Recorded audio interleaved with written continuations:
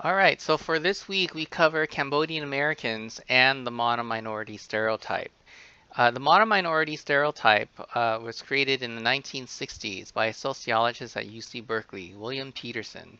And in his article, he argued that Japanese Americans are a monominority. Why? Because shortly after, before this, in the post-World War II era and during World War II, Japanese Americans were a victim of very intense anti-Japanese racism and anti-Japanese sentiment and discrimination.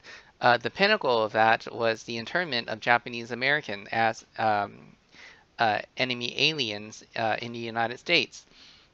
Now, Peterson was wondering how were they doing after World War II, and he found that within one generation, Japanese Americans were able to achieve not only education but also professional careers as doctors and lawyers and engineers.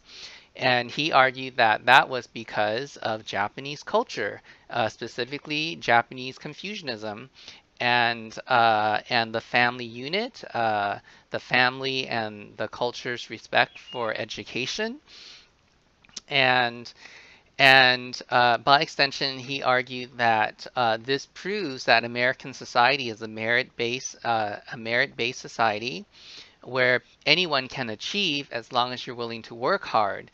And therefore, African Americans, Latinos, and Native American Indians who are not achieving academically and professionally and economically and socially, it's not because American institutions are racist, but rather there's something wrong with their culture. And this they called a cultural pathology.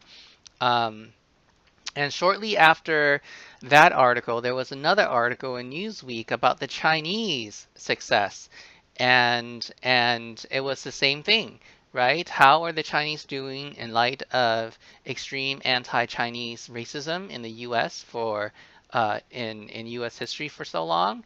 And they too found that it was Confucianism, family values, and work ethics that made them succeed.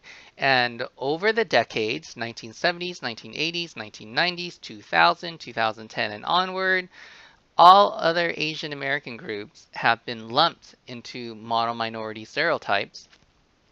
And this we called being racialized as mono-minority because all Asians, though we know Asian communities and Asian cultures and countries are vastly different and diverse, and they're not the same, and their historical experiences in the U.S. are not the same, but yet because they're Asian, their skin color is the same, their eyes are the same, their hair is the same, therefore they must be the same.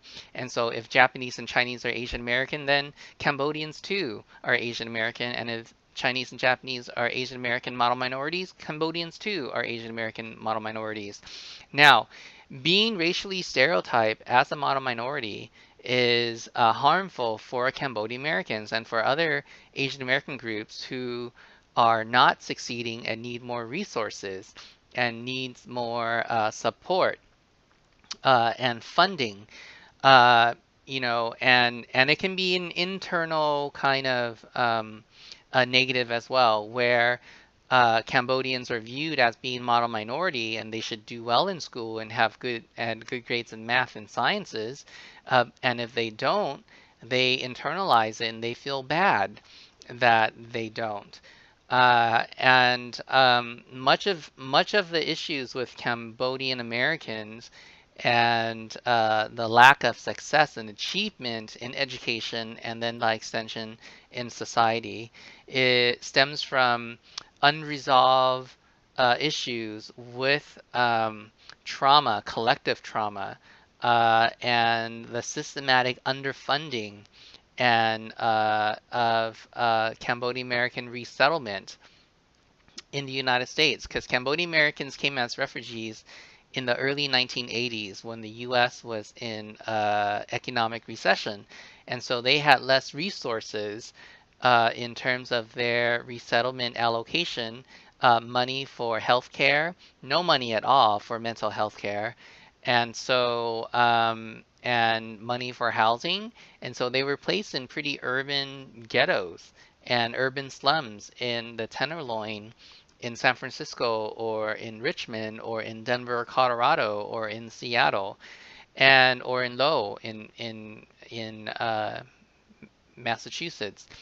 And so that systematic underfunding has led to a cycle of underachievement among Cambodian Americans, and that is not helped by Cambodian Americans being lumped into positive, seemingly positive racialized stereotype of the model minority.